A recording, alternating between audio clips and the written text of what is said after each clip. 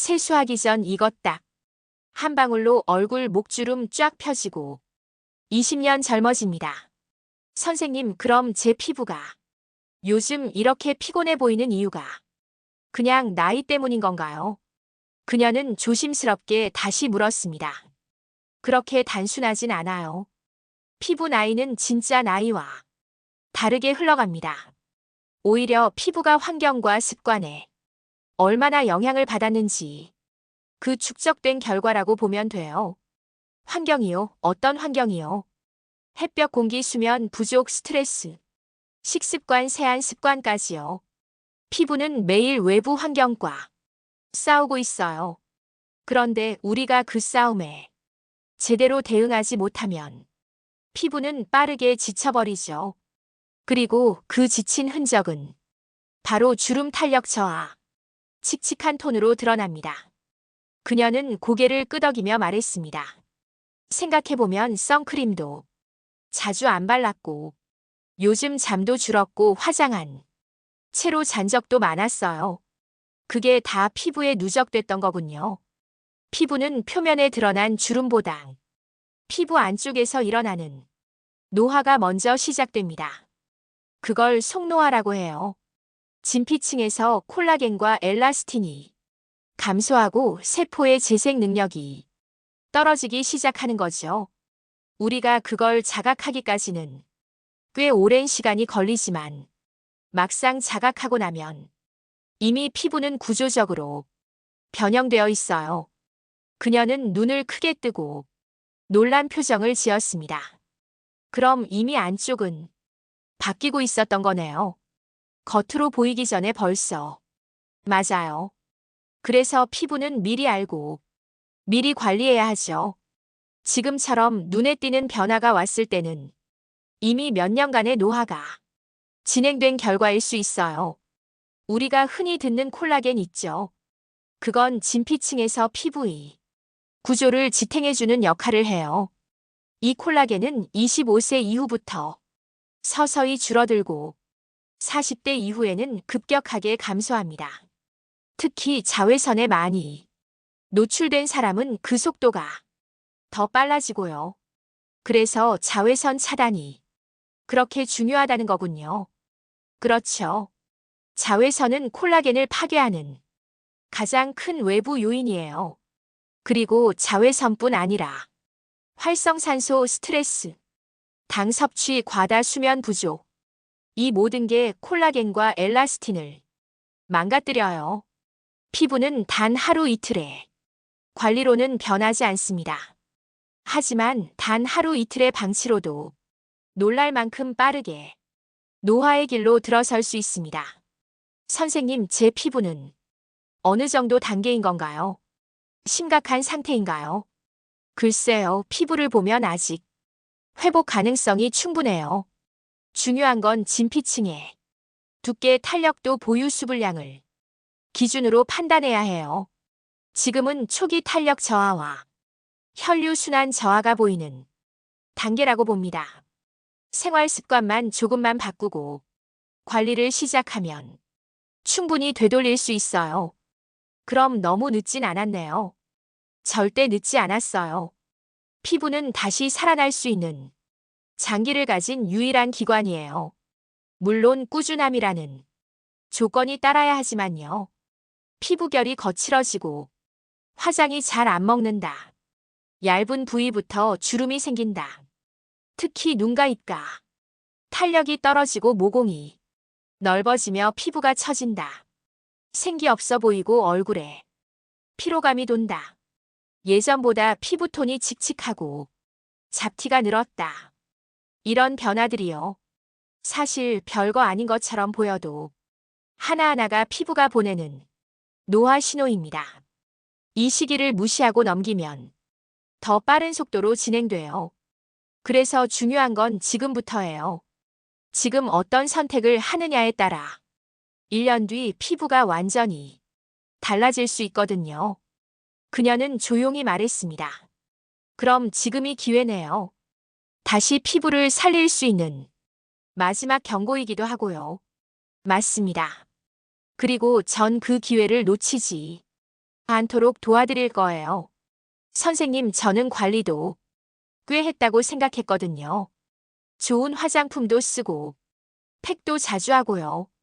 그런데 왜 이렇게 빨리 피부가 나빠졌을까요?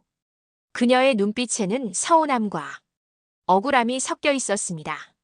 무언가 열심히 했는데 결과가 좋지 않을 때 우리는 본능적으로 어딘가 실망하게 되죠. 그 마음 이해해요. 사실 피부는 우리가 뭘 바르느냐보다 어떻게 살아가느냐에 더 민감해요.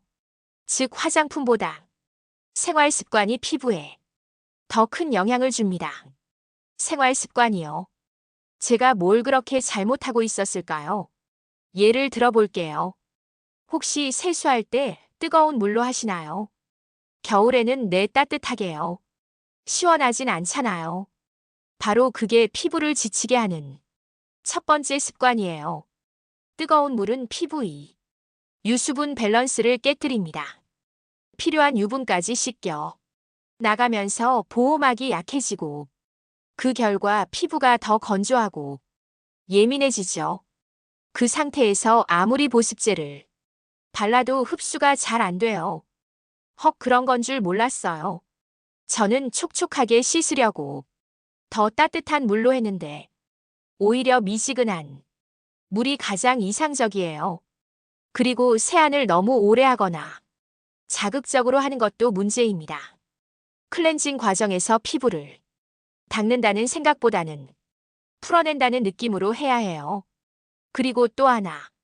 요즘은 스마트폰이 피부 노화의 큰 원인이 된다는 사실 아세요? 스마트폰이요. 설마 블루라이트 이런 건가요? 그것도 있지만 더 직접적인 건 자세입니다. 대부분 스마트폰을 아래쪽으로 보고 사용하죠. 그 자세가 목에 주름을 만들고 턱 밑 라인을 무너뜨리고 얼굴의 처짐을 가속화합니다. 게다가 오랜 시간 미세한 긴장을 유지하면서 얼굴 근육이 뭉치고 순환이 떨어지기 때문에 전체적인 피부 상태가 나빠질 수밖에 없어요. 저 그거 완전 해당돼요. 출퇴근 시간에도 계속 보고 누워서도 보고 하루 종일 붙잡고 있거든요. 작은 습관이 큰 차이를 만드는 겁니다. 스마트폰을 볼 때는 눈높이로 올려주는 것만으로 턱선과 목 라인을 보호할 수 있어요. 수면 시간은 어떠세요? 요즘 잘 주무세요? 하루에 5시간 정도 자요. 밤 1시쯤 자고 아침 6시에 일어나요. 시간이 부족해서요. 그렇다면 그 수면 부족도 피부 노화에 큰 영향을 미쳤을 가능성이 있어요. 피부는 밤 10시에서 새벽 2시 사이에 가장 활발하게 재생됩니다.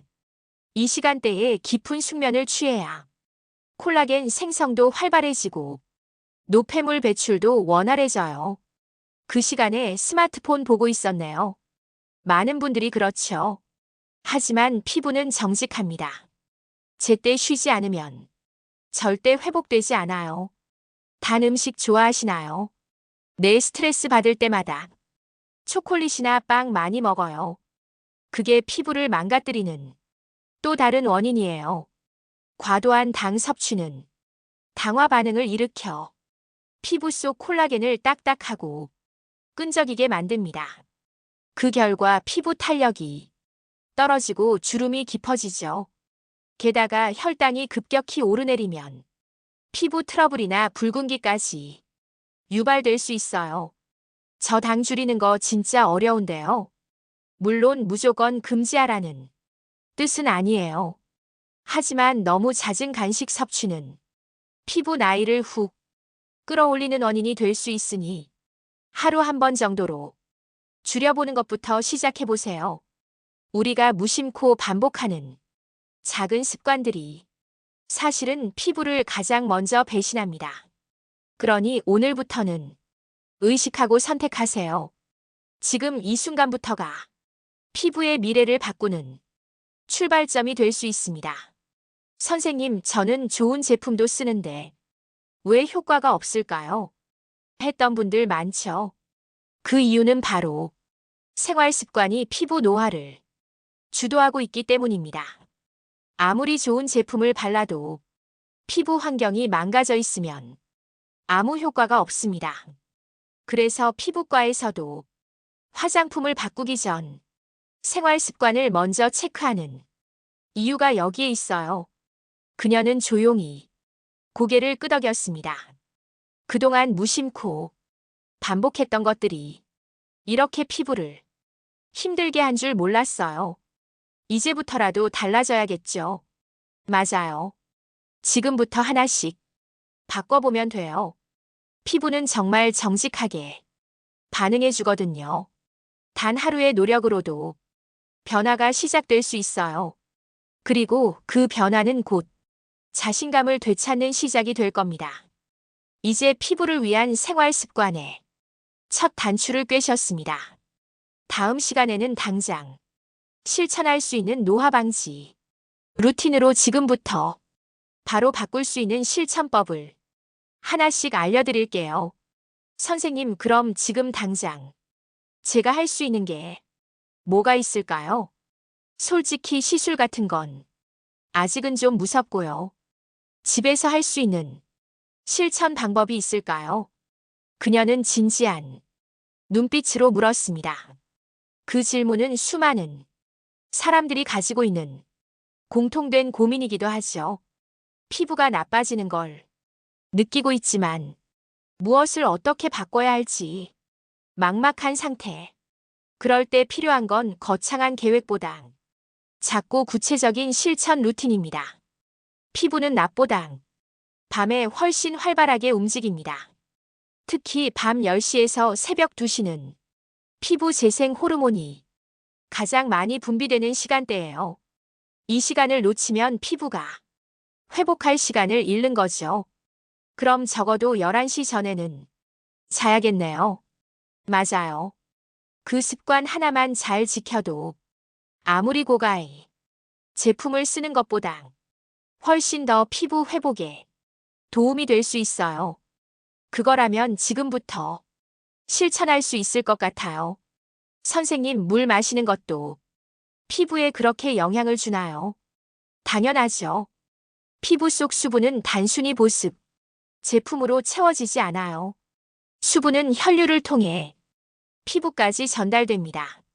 그러려면 물을 제대로 마시는 습관이 필요해요. 특히 아침 공복에 물 한 잔을 마시면 밤새 굳어있던 림프 순환이 열리면서 노폐물 배출이 활발해지고 피부 혈색이 맑아집니다. 저녁에는 따뜻한 물로 속을 데워주면 몸과 피부가 이완돼 깊은 수면을 유도할 수 있어요. 세안은 매일 반복되는 기본이자 핵심이에요. 그런데 잘못된 세안은 피부 장벽을 손상시켜서 오히려 주름이나 탄력 저하를 유발해요. 그러면 어떤 방식으로 해야 하는 건가요? 첫 번째, 클렌징은 절대 문지르지 않고 손바닥에서 충분히 거품을 낸 뒤 미지근한 물로 부드럽게 헹궈주는 게 중요해요.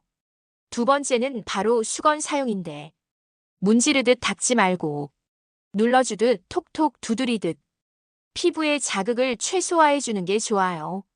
이 작은 습관 하나가 피부 자극을 절반 이상 줄여줄 수 있어요. 피부 처짐은 단순히 탄력 저하 때문만은 아니에요. 얼굴 근육의 순환이 떨어지고 림프 흐름이 정체되면서 피부가 아래로 당겨지는 거죠. 그래서 매일 아주 간단한 리프팅 마사지만 해도 피부가 훨씬 생기 있어 보이고 탄력이 돌아옵니다. 혼자서 할 수 있어요. 그걸 아주 쉽게 할 수 있어요. 이마부터 시작해 관자놀이, 귀 옆 턱선 쇄골 방향으로 안에서 밖으로 아래에서 위로 손끝으로 부드럽게 쓸어주면 됩니다. 크림을 바르고 하거나 오일을 소량 사용할 수도 있어요. 하루 3분만 해도 충분히 효과를 볼 수 있어요. 진짜요? 하루 3분만요? 그렇습니다. 피부는 정성을 아는 조직이에요. 하루 3분이라도 꾸준히 하면 결과로 보여줘요. 먹는 것도 피부 노화에 영향을 주나요? 엄청나게요. 특히 활성산소를 제거해주는 항산화 영양소를 얼마나 꾸준히 섭취하느냐에 따라 피부 노화 속도는 정말 달라집니다. 비타민C, 비타민 E, 오메가3, 셀레늄, 폴리페놀 이런 성분들이 풍부한 식품을 매일 조금씩만 섭취해도 피부는 바로 반응합니다. 어떤 음식들이 그런 항산화 식품인가요? 간단히 정리해 드릴게요. 토마토, 파프리카, 브로콜리 같은 컬러 채소, 블루베리, 석류, 포도처럼 짙은 색 과일, 연어, 호두, 들기름에 풍부한 오메가3, 녹차, 커피 같은 폴리페놀 음료, 하루 한 알 견과류 섭취도 효과적입니다. 다행히 제가 좋아하는 음식들이 많아요. 그럼 아주 좋은 출발이 될 수 있어요. 특별한 약이나 보충제 없이도 식단만으로도 피부 나이를 충분히 관리할 수 있어요. 피부가 바뀌는 건 결코 하루아침이 아니에요. 하지만 하루하루의 작은 습관이 어느 날 문득 거울 앞에서 이렇게 말하게 만들죠. 나 진짜 달라졌어. 그녀는 고개를 끄덕이며 웃었습니다. 선생님 말 들으니까 용기가 생겨요. 크게 바꾸진 못해도 조금씩 바꾸는 건 할 수 있을 것 같아요. 그 작은 변화가 결국 가장 큰 결과를 만들게 될 거예요. 꾸준함이 피부를 살리고 꾸준함이 자신감을 돌려줍니다. 이제 진짜 시작이네요. 선생님 사실은요. 주변 친구들 중에 이미 피부과 시술 받은 사람들이 꽤 있어요. 다들 좋다고 하던데 저는 아직은 좀 무섭고 솔직히 효과도 진짜 있는 건지 모르겠어요. 그녀의 말에 나는 부드럽게 고개를 끄덕였습니다. 충분히 이해돼요. 처음에는 누구나 망설이죠. 막연한 두려움도 있고 인터넷 정보도 워낙 많아서 혼란스럽기도 하고요. 그래서 오늘은 정확하게 알려드릴게요. 피부과 시술이 어떤 원리로 작용하는지, 그리고 어떤 기준으로 선택해야 하는지요. 피부 노화를 되돌리는 방법에는 크게 두 가지 접근이 있어요. 첫 번째는 표면 관리 즉 홈케어와 화장품. 두 번째는 진피층과 그 아래를 직접 자극하는 의료 시술. 우리가 피부가 눈에 띄게 달라졌다고 느끼는 시점은 보통 이 두 번째 전략을 활용했을 때예요. 즉 피부 구조를 안쪽부터 바꾸는 방식이죠. 그럼 시술이 무조건 필요한 건가요? 그렇지는 않아요. 다만 이미 깊어진 주름, 탄력 저하, 피부 처짐이 명확하게 나타난 경우에는 시술 없이 회복하기 어려운 게 사실입니다. 왜냐하면 피부의 구조 자체가 이미 변화했기 때문이죠. 시술이라고 하면 무섭게 느껴지지만 실제로는 피부에 미세한 자극을 주어 스스로 회복하려는 재생력을 끌어올리는 방식이에요. 예를 들어 고주파는 열 에너지를 이용해 콜라겐을 수축시키고 새로운 콜라겐 생성을 유도하죠. 레이저는 특정 파장의 빛을 사용해 피부 표면이나 혈관 색소를 정리하고 진피층을 자극합니다. 또 최근 많이들 하는 리프팅 시술, 슈링크 더블로 울세라 같은 기기들 피부의 가장 깊은 층인 근막층 SMAS층까지 자극해서 근본적인 리프팅을 유도합니다. 아, 그런 원리였군요. 막 피부에 뭘 집어넣는 줄 알았어요. 절대 그렇지 않아요. 내 피부가 스스로 회복하게 만드는 게 핵심이에요. 그래서 시술 후 일정 시간이 지나야 효과가 점점 드러나고 꾸준히 해야 진짜 변화를 느끼게 되죠. 시술을 생각하신다면 꼭 이 기준을 체크하시면 좋아요. 첫째, 본인의 피부 상태를 정확히 진단하는 것. 처짐, 탄력, 수분 깊이, 주름의 방향성까지 꼼꼼히 진단을 받고 무엇이 필요한지를 전문가에게 정확히 들으셔야 해요. 둘째, 본인 피부에 맞는 시술을 선택하는 것. 광고 많이 하는 시술이라고 다 좋은 건 아니에요. 피부가 얇은 사람에게는 강한 리프팅 에너지가 오히려 자극이 될 수 있고, 트러블이 잦은 사람에게는 레이저보다는 진정 시술이 먼저일 수도 있어요. 셋째, 무조건 많이 하는 게 답이 아니에요. 피부는 재생 주기가 있기 때문에 과도한 시술은 오히려 회복을 해야 하고 오랜 시간 염증을 남길 수도 있어요. 그래서 간격 조절이 중요합니다. 궁금해하시는 분들이 많아서요. 대표적인 시술 몇 가지를 간단히 설명드릴게요.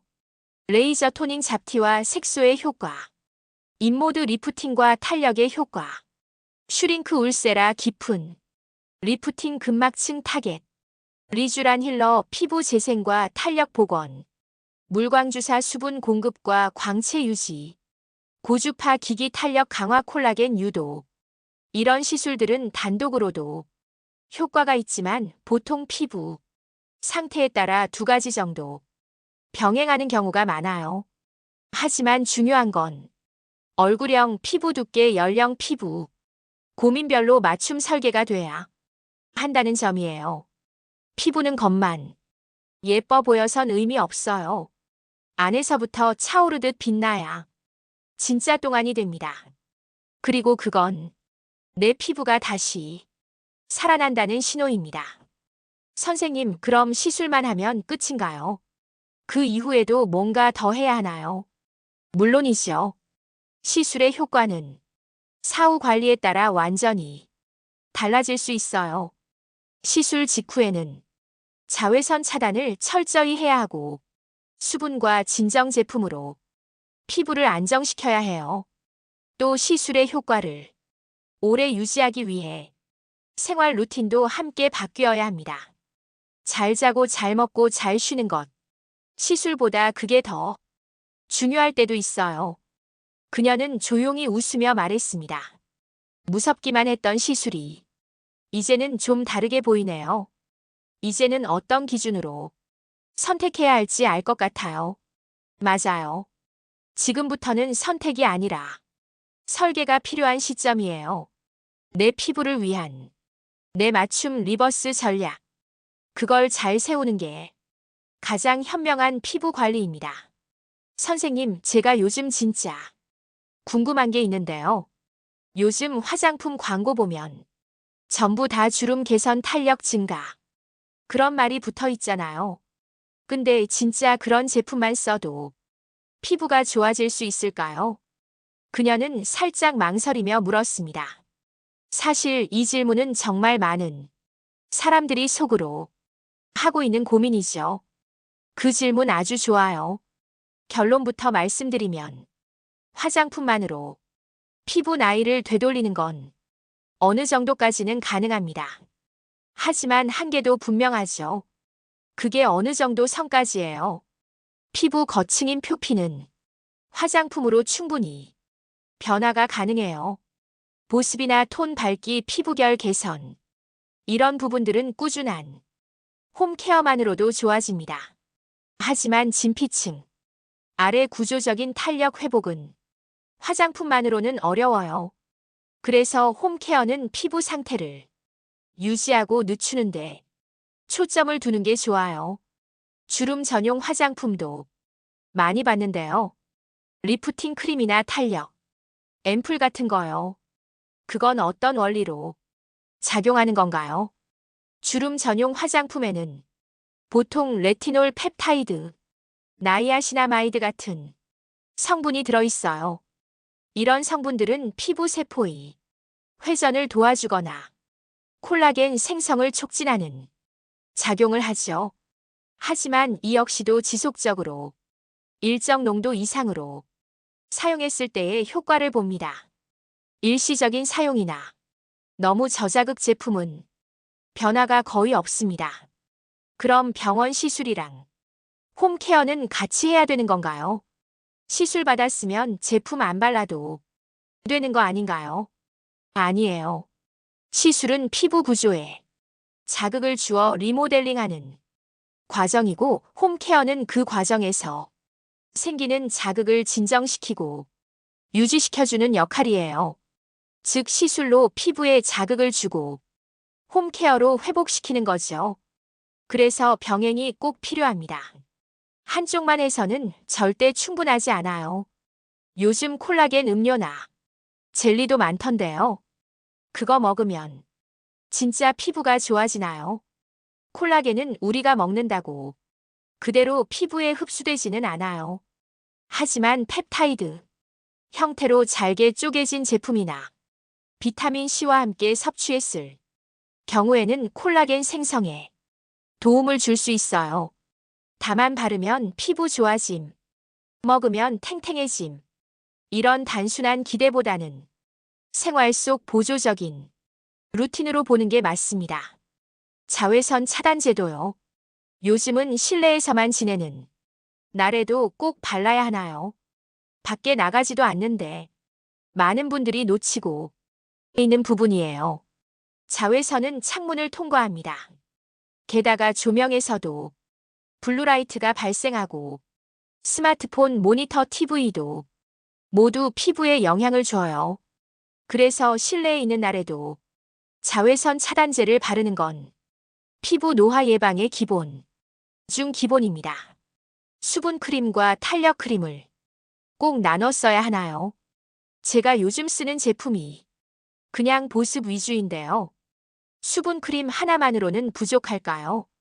다들 탄력 크림, 영양 크림 많이 바르던데 피부 상태에 따라 다르긴 하지만 수분만 공급하고 탄력 관련 성분이 부족한 경우 노화 속도가 빨라질 수 있어요. 특히 나이가 들수록 콜라겐 합성을 도와주는 성분, 예를 들어 펩타이드, 아데노신, 레티놀, 이런 걸 포함한 제품을 하나쯤 추가하는 게 좋아요. 단수분이 먼저이고 그 다음이 영양이라는 순서는 꼭 지켜야 해요. 피부는 정답이 없습니다. 다만 당신의 일상 속에서 정성을 다한 루틴이 시간이 지나면 반드시 결과로 나타납니다. 피부는 절대 거짓말하지 않으니까요. 그녀는 조용히 말했습니다. 이제 조금 알 것 같아요. 예쁘게 나이 드는 게 단순히 외모를 위한 일이 아니라 나 자신과 진짜로 마주하는 시간이란 걸요. 나는 미소 지으며 말했습니다. 그게 바로 진짜 동안입니다. 겉만 젊어 보이는 게 아니라 내 생활과 생각까지 건강해졌을 때 피부는 진짜로 살아나기 시작해요. 지금까지 내 피부를 이해하고 내 피부를 바꾸기 위한 여정을 함께 해주셔서 감사합니다. 영상이 도움이 되셨다면 좋아요와 구독 꼭 눌러주시고요. 앞으로도 피부에 대한 모든 정보를 진짜 상담처럼, 진짜 이야기처럼 진심을 담아 전해드릴게요. 피부주름. 이걸 고치면 10년은 젊어 보입니다.